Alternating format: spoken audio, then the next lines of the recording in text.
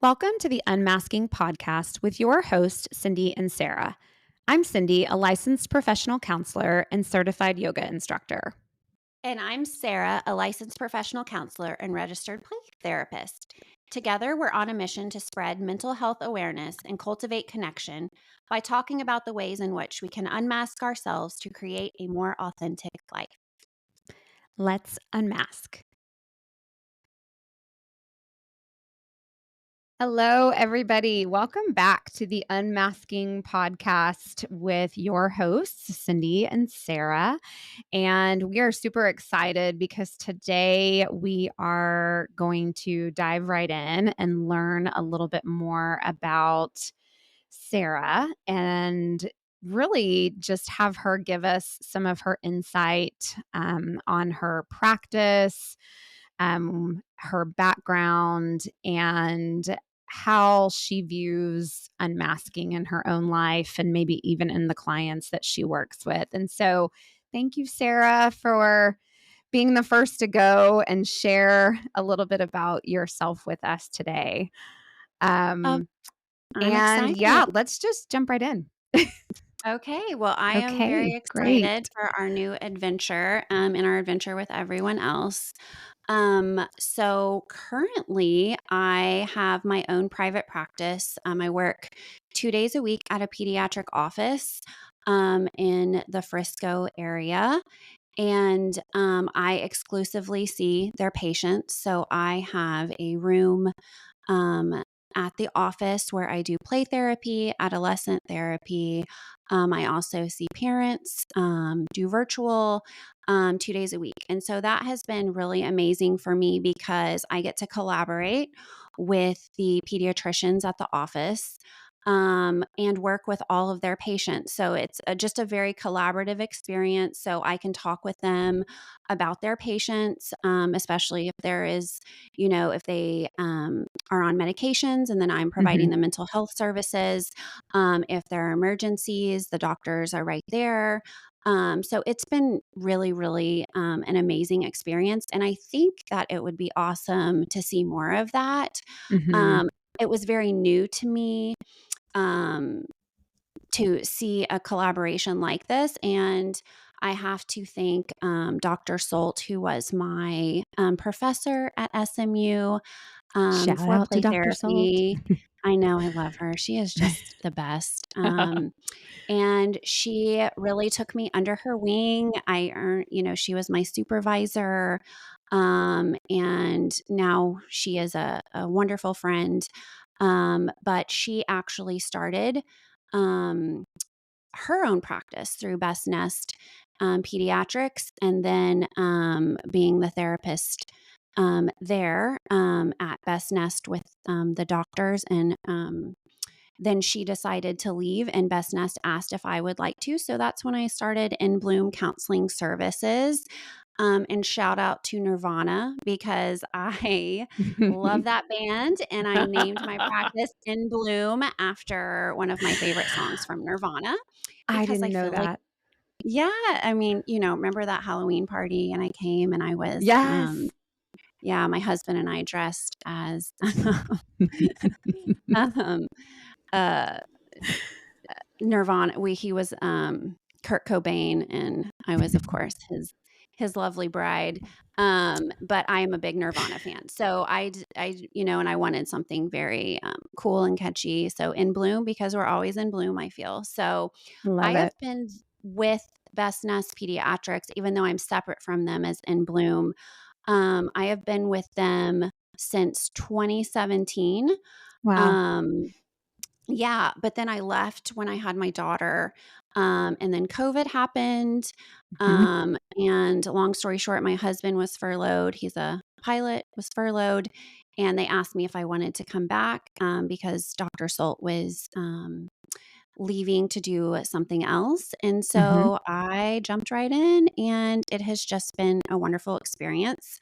I see lots of clients there that, from ages the youngest I have seen was just almost 3. So I have seen like 2-year-olds, but they're closer to being 3 all the way through 21. And Mhm. then, of course, I see parents, but I do a lot of play therapy. And some of that is child centered and some of it is not. I was trained in child centered play therapy. Mhm. However, some children need more of a CBT, which is cognitive behavioral therapy approach. I like to say I'm more eclectic. So, whatever the child is needing and whatever works best for the child is the approach that I like to give. And I always let the parents know that as well. And then, of course, I have also had training in SPACE, which is supporting parents of anxious children's emotions. Mm. And that is out of Yale, that program. And so I was trained in that. And then I was also trained in PCIT, which is to help parents who have children on the spectrum or who have children with ADHD, how to connect with them and have more, it's more of like a behavioral therapy. Mhm. Um, which I know can be kind of controversial because there's a lot of gentle parenting out there. But Sure. the thing I like about it is you can have a very gentle approach, but still have the behavioral therapy within the home as well. And they can kind Mhm. of, you know, balance each other out. I like to say that the gentle approach can be a protective factor Mhm. when you're doing something a little bit more rigid. Um, and so that has really been what I have focused on. But more recently, I have seen a lot of clients that are really struggling with ADHD, Mhm.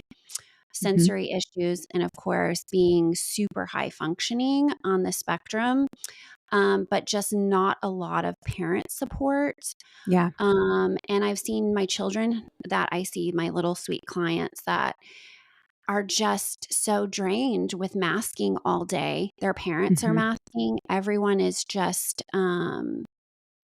tired. It's a lot that these kids have to deal with Mhm. nowadays, especially with social media. Access to so much information. And then you have on top of that a neurodivergent child who already, their brain is already wired a little bit different. Mhm. And so now they have all of this information. They're getting dopamine hits from YouTube videos and the algorithm of that. And so, and then I've seen things with my own child. So, Mhm. that I probably rambled on a little bit, but I, No, it's great. that's where that's really what I've been up to the past few years, is Yeah. just being a mom and a child therapist. It's the avenue I love. When I started back for my second career, when we met, I know we discussed that yesterday in 2014. Mhm. Um, the reason I decided to go into counseling was because in 2008, I originally was a mass comm major in college, Mhm. and my major was in public relations with a minor in English. And I worked at a promotional branding agency for a while. I worked in the Houston Independent School District. I Mhm. had lots of different jobs that I was doing, but I wasn't very fulfilled. And then in 2008, I was diagnosed in the middle of my engagement, actually, to Mm. my husband of almost 15 years. I was diagnosed with melanoma, and so I was sent to MD Anderson in Houston, and that was a big game changer for me, Yeah. because I realized I really wanted to live a more authentic life and one where I was helping others, and I just Mhm. wasn't feeling that the avenue I was going down was very beneficial. I was tired all the time. I was Mhm. not it just didn't have my heart. But then, of course, you graduate and you think, gosh, going back to school, all those things. So it wasn't until from 2008, I got married in '09, and then I worked some jobs, but I finally figured out, I think counseling, I'll give it a go and just see what happens. I've always been the kind of person, like, if it's meant to be, it will be. Yeah. And so I applied for the program at SMU. Um, and I got in, and I thought I was going to be a family therapist and work with couples. That was the route. I Mhm. thought I was an LMFT. I didn't know this. I didn't know I you was were originally gonna be with or wanted to be with couples. Okay. I did, yes. I wanted to do the LMFT. I did not think about doing anything with children. And then we Hmm. had our first micro practicum with adults. And it Yes. was so uncomfortable for me. Like, it just was not natural. I just didn't I was like, "Man, am I doing the right thing here? Is this where I'm Mhm. supposed to be?" And then I remember, I was in play therapy with Dr. Solt in her class, and we had that micro practicum, and she took me to the side after, and she Mhm. said, so sweet, she said, I don't always see it in everybody, but you really have a gift with children. And Mhm. from then on, I just decided, okay, I am meant to be with children. Yeah. Yeah. Um, and interestingly enough, she was also my professor for the individual micropract with the Uh, adults. And so she was able to see me in both settings, but yeah. it really was natural for me with play and Mhm. children because I then went on to be president of our play society. She nominated me for um, emerging leader for the North Texas chapter. So it just really was my love. And Mhm. it still is. I love the kids, love, love, love them. I've had most of my clients now for years. I've seen them from tiny little elementary going into middle and high. So Mhm. um, for me, it was really just wanting to do something meaningful with my life Yeah. that led me to do this. And I have been in and out of therapy my entire life. My mom Mhm. started me in therapy in elementary school. I would see the school counselor.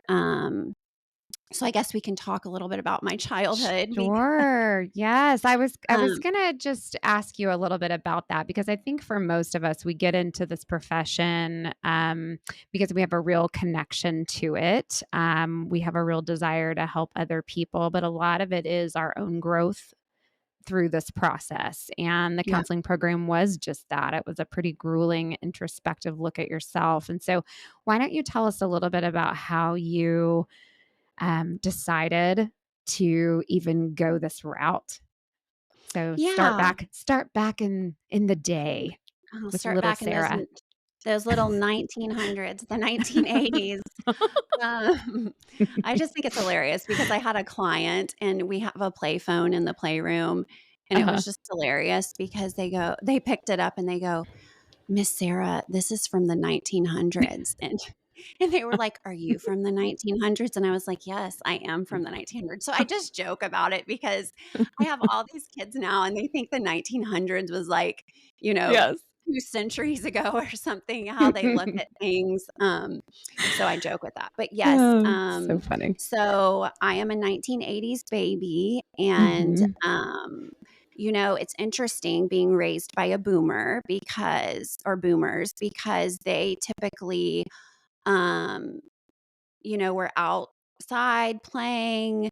They weren't Mm. really in the house with their parents. They really, they were seen and not heard. Their feelings Mhm. weren't very validated. And here Yeah. I was, a 1980s baby I have 4 brothers. Mhm. Um, my parents are divorced, but luckily I have 2 amazing parents that have always put their children first and gotten along. So that has been lovely because my mom and dad have always put whatever their issues were with each other to the Mhm. side. So I was very fortunate in having parents that were just very kind with each Yeah. other. But I was a highly sensitive, only girl, highly sensitive child. Um, and on top of that, I was the baby for my mom and the middle for my dad.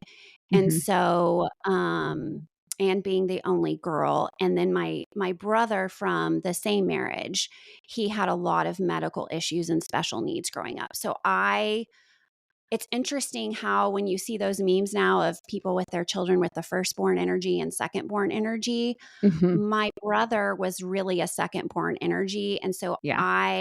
we've talked about that organ inferiority. In grad school, there's this thing called organ inferiority when like a part of your body or something shuts down, then another Mhm. part can, compensate for that. And I remember writing in a paper that in a way, I almost took the role of the older sibling for my brother because Yeah. he had so much going on Mhm. medically. I mean, I remember in grad school, one of our first, I don't know if you remember in Dr. Barkley's class, one of our first things was talking about memories. And Yes. they said, let's think of some of your first memories. And my first memory is being a 3-year-old little girl holding my brother's head up as he had Mhm. seizures while my mom was driving in the car rushing to the emergency room because he Wow. would just have seizure after seizure after seizure.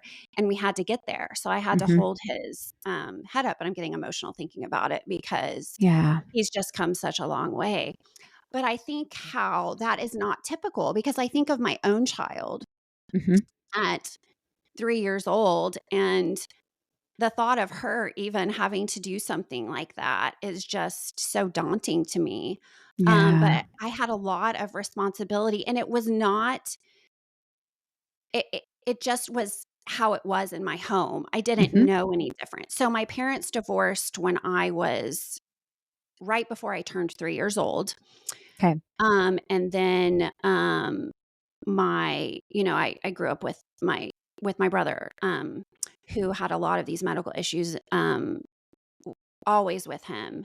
My Yeah. mom was working to, get her teaching certification, so I remember being very young, sitting outside with my brother, watching him. It was always me watching him Mhm. and being worried about him. I was worried about death as a child. That was a big thing because I spent a lot of time in the hospital waiting room, Mhm. while my mom and then, calling my dad to come up there, things like that with Travis because he just had a lot going on.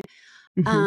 And my mom was doing a lot of it, on her own, because back then they really didn't split children 50-50. Typically, the mom got the children majority of the time, so I would see my dad every other weekend. Yeah. Um, Yeah. but my mom was the one, she was single, until she met my stepfather, Mhm. and so a lot of my anxieties were from that. Of With my course. my my brother is a big, and it's nothing at fault with him. It's just growing up in a very, I guess, anxiety provoking situation. Mhm. With anything medical, you never know what can happen. And there was a lot, like he had seizure activity throughout his entire brain. So he was constantly having things if he got overheated, those kinds of Mhm. things. And I took on a lot of the responsibility. So for me as a very young child, I don't feel that my parents actually put pressure on me to Mhm. be perfect, but that was the role I decided to take because I saw the stress in my mom's life.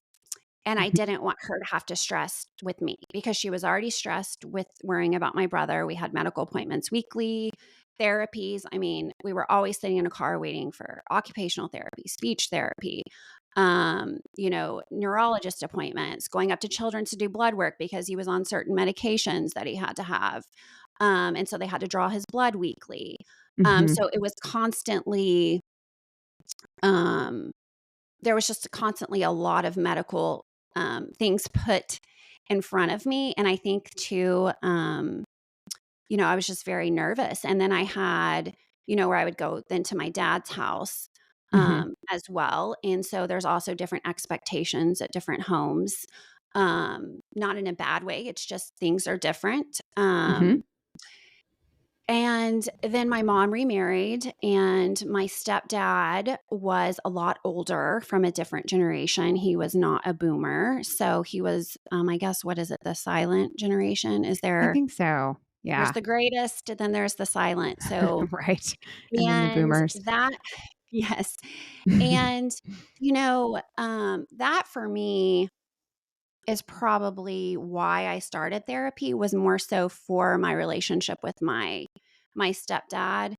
Mhm. It was not a great one. there was a lot of emotional abuse there, and I Mhm. hid a lot of that emotional abuse, because I didn't want my mom or my dad really to have to worry about things, Yeah. and I just took on a lot of responsibility with it, and so when I was in elementary school, being as highly sensitive as I was, my mom decided it was good for me to see the school counselor. I already Mhm. was struggling. Math was very hard for me. I felt if I couldn't do something perfectly, I wouldn't even attempt it, which is funny because when I sit and talk to parents now Mhm. and they tell me, about having, a very smart child, but they have so much anxiety. I ask them, well, are they a perfectionist in the intake? And the parents will say, well, yeah. And I said, well, the difference between an achieving child and a perfectionistic child is an achieving child will attempt something even if they're going to fail it. A Yeah. perfectionistic child will not. If they Sure. think they are going to fail and not do a great job, they won't even attempt it. And for Mhm. me, that was the case for a lot of things. If I thought I was going to fail at something, I would not even attempt it. So I didn't even really know my own potential as a child. Like I never would have Yeah. thought of myself as I'm really smart, or I can do hard things. I Mhm. just thought, "You can't do that perfectly. You're gonna mess it up." You are Sure. like, my internal dialogue was just so hard on myself all of the time. And I Yeah. think a Yeah. lot of that too is just when you are a highly sensitive person, you have these thoughts, this narrator in your head that is telling you all of these different things. And you're also living just in survival mode. Mhm. Um, I don't know about you, but I always think of Maslow's hierarchy of needs. Yes. And when you have a lot going on in your life, and we can even look at this from like if you are from a low socioeconomic status to high status, Mhm. if you are in survival mode, you're not going to reach self actualization. Yeah. So if you have things at home like you're in poverty, you have, Mhm. divorced parents, you have parents who fight, you have abuse, you have, special needs sibling, you yourself have special needs, it's going to be real hard to reach self-actualization Sure. because you're down there on that list.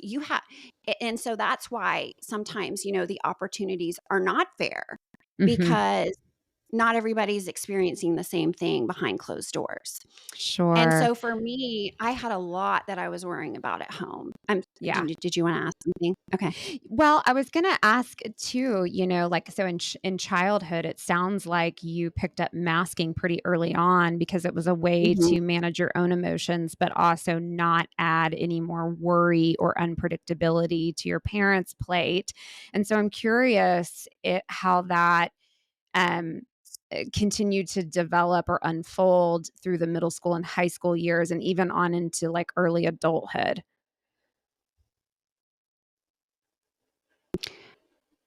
Yeah, like how that masking Hmm. manifested for me, like what Yeah, that like, how looked did it like. continue to unfold? Like, how did that then, like, as you got older, like, let's say middle school, high school years, and even early adulthood, how did that continue to show up in your life? Well, it showed up for me, masking from a very early age, um, and it just yeah, it continued to manifest, and I would mask by, doing exactly what I thought you were supposed to do. So Mhm, if I was really upset about something, and even to this day, it's something I work on in my own therapy with my own therapist. mhm. I will go off by myself to cry because I don't want people to see that as I'm a sign of weak because being told I was too sensitive as a child Mm, or, yeah. look at Sarah crying over there. And my mom was really sweet about a lot of my emotions. Mhm. But I also could see she was tired. She was Yeah. tired. And for me, I think I was uncomfortable. Like, I even notice Mhm. with my child now, like, I'm learning how to self regulate when she's self Yes. regulating because I tend to hold it all in. So that would come out as me, for instance, in middle school, I did band. I didn't Mhm. really even want to do band. I don't know why I did band. Maybe it's because I thought a boy was cute and was doing band. I don't know. Yeah. If I really had done what I wanted, I would have done theater. But I did Yeah. band, and I don't know if it's because I saw other girls that I thought were cool doing band.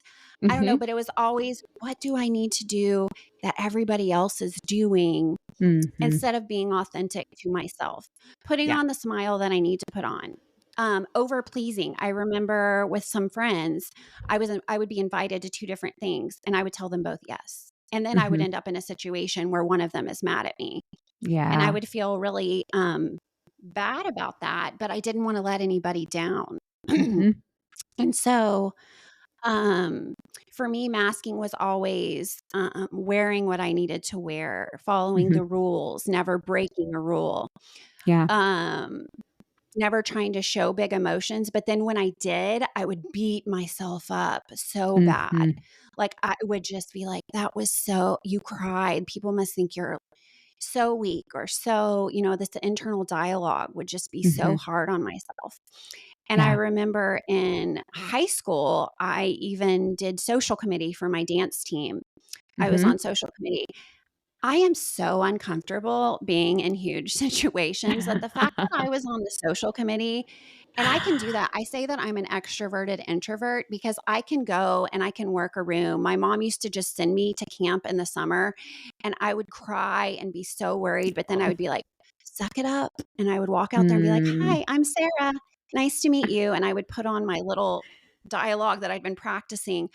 But really, if I could, when I think about it, nothing was organic to what my internal needs were. Mhm. Nothing Mhm. felt it felt like I was just checking the boxes of, this is what all the other girls are doing. This is what the other girls are wearing. Mhm. I remember I even told you that story of, I bought these beautiful red boots at Kinney's. Remember Yes. Kinney's shoe store? And they were Yes. shiny, and I loved them, and I wore them to Oh. school, and I got made fun of. They Mm. called them, I think, Ronald McDonald shoes or something. Oh, And I, like, kids. never wore those shoes, and I loved them. And that's just a little thing, and I think all kids do that because we wanna fit in. Of But I course. have realized a lot of the things and a lot of the choices in my life have been extrinsically motivated, Mhm. and I think that's where the masking comes in for me, and masking my own feelings. That's been a big one that I do not want for my child at all, Yeah. um, because I think it makes your life just kind of sad, like, it's sad. Sure. I remember asking my mom when I was going through postpartum and feeling all these things, I was like, "Do you remember a time when I was happy?" And I Mm. laugh about this now, but she said, "Quite frankly, Sarah, I don't remember a time you were ever just genuinely happy." And Yeah. that was heartbreaking for me to hear about myself.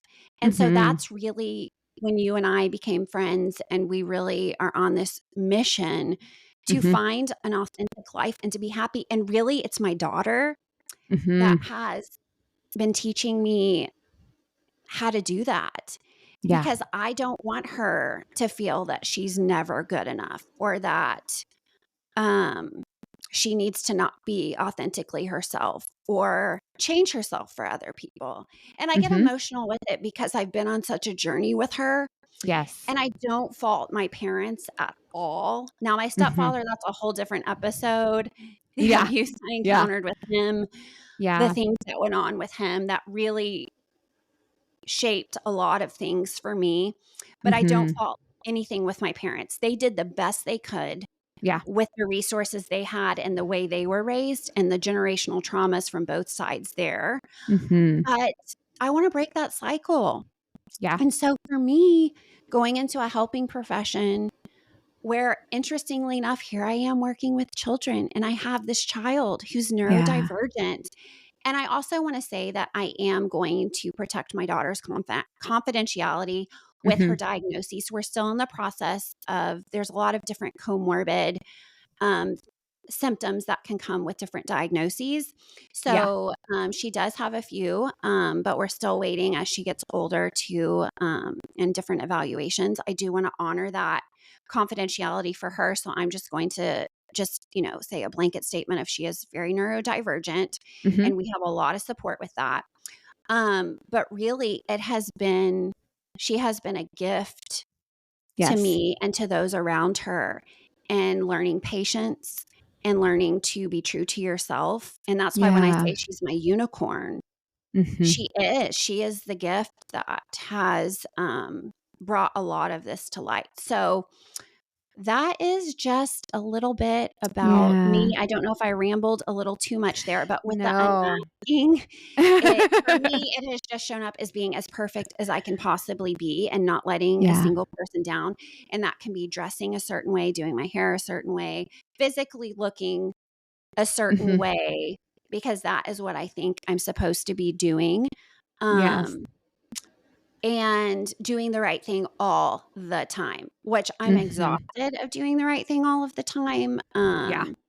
And then if you do mess up, sitting there beating yourself up. So for me, that's where a lot of my anxieties come from. And that's where a lot of the things that I do, I know we talked about stemming, but for Mhm. me, there have been, like I'm always like on edge, like shaking my leg or trying to like fidget with my hands, things like that. That when I saw those things happening in my daughter, it triggered to me that, hey, maybe I don't have serious anxiety. Maybe my brain is just a little bit different. And it just, Yes. because I was so high functioning and because I was masking so much, that I was just told I was anxious and all of these Mhm. different things when really I just have a different kind of brain. Yeah. And finding that peace through her has been the journey that I have been on for myself and for her, fighting for her, because I think as parents, you know, when we know better, we do better. And Yes. um, I That's think, beautiful. yeah, I That's think, beautiful.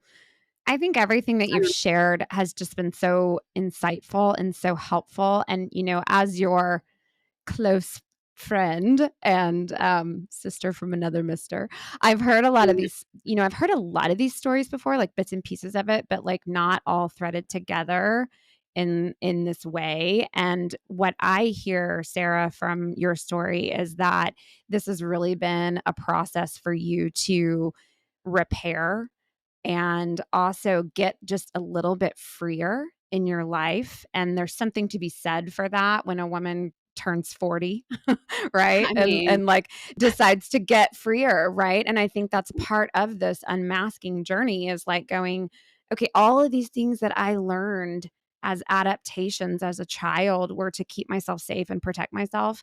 And what if I could kind of shed a little bit of that if it's safe, and how can mhm. I teach my daughter to be a little bit freer too, so that she won't have to endure some of the things that I had to endure. And so I just am grateful that you were so vulnerable right out of the get go and shared some of these things with us. And I know that there will be more details that will come out over time with our podcast episodes, but I'm just really appreciative of you showing up and sharing that. So thank Oh, you. well, thank you, friend. And thanks for being a safe friend for me to be myself Aw, with and knowing what those always. relationships feel like. Because I think as women, we can get lost in really having those connections with others that feel very Mhm. authentic and safe to be vulnerable with. It's kind of like when someone says, "Hey, how's your day?" and your automatic response, I think with masking is, "My day's great." When Mhm. really, why don't we just start saying, "You know what? My day kind of It sucks today. sucks. Today is a sucky Right. day. It's a sucky one." I Exactly. I wish Exactly. I mean, let's start having those conversations that are uncomfortable because Mm. Yeah. that's when you're vulnerable is when you learn to grow. And I Yes. think you as a friend have really made a very safe space for me. And it's Mm. interesting because it's hard to find female friendships as an Mhm. adult. Mhm. And so that has been really wonderful to have that. And I also just want to say, I love my parents. Again, Of they are course. Of amazing parents. course. Yeah, this is not about Yeah, bashing no, parents and no. They have yeah. they realize they have a very highly sensitive daughter, Yes. um, and they have really supported all of my journey. I do wanna say really quick, one thing that I love about my mom, and I'll probably repeat this, is Mm. this year in therapy, I had a big talk with worrying about my daughter and school and Mhm. friendships. and how that was going to go. And I remember talking about how free my mom is to just be. My mom is just authentically herself, has Mhm. always been that way. But I Yeah. was also close with my grandmother, who was very rigid. There were certain Mhm. rules you had to follow, and I really took to my grandmother quite a bit. Yeah. And my therapist asked me who I would rather my daughter be like. And I said, well, of course, my Mm. mother. She's such a free spirit, Yeah. which I was very opposite of that. Um, and I said, well, I'm just so worried about her and her happiness. And she said to me the most amazing thing. She said, well, is your daughter happy? And I said, yeah, she's really happy. Mm. And she goes, that's the difference. You weren't happy as a child. She is. Go with Oh, that. so And I powerful. and I told my mom that, and my sweet mom, who I just love, said to me, Yes. Sarah, we put a lot of pressure on you and this family. Oh, Um, and such she goes, and I'm validation. sorry for all that pressure. And just hearing that from my mom, just, Mhm. I'm sorry we have put that pressure on you. And I think for her, it was having one child who was extremely neurodivergent and then another child Mhm. who presented very neurotypical, even though that typically now through my own child, I've realized that is not the case.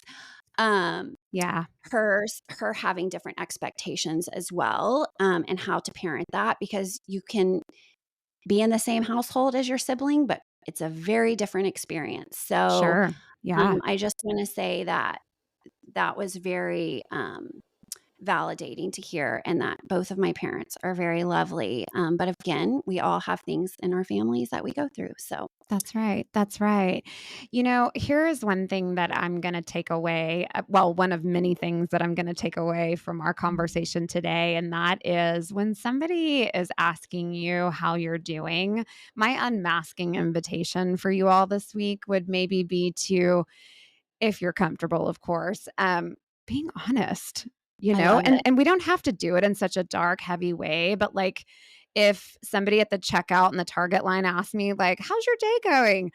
I might want to go like, "It's great. How's yours?" Right? But maybe what would happen if you were just like, "Dang, it's hard right now."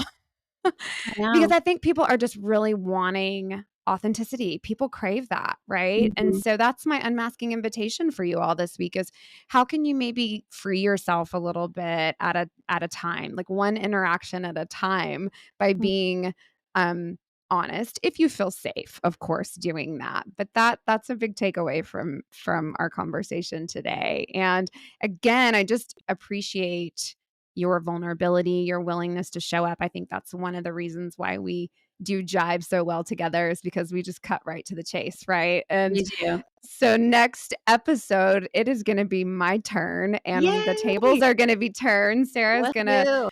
yeah, she's going to interview me and yeah, we hope you all will return for that just to get to know us a little bit better. And please, if you have not already, like, follow, subscribe. You can find us on Instagram at Unmasked Therapists, and we will be back next time with my story. So Yay! thank you, Can't wait. Sarah. Thank you, Cindy. I love you. All Thank you right. so Love you. much. All Have right. a great day, guys.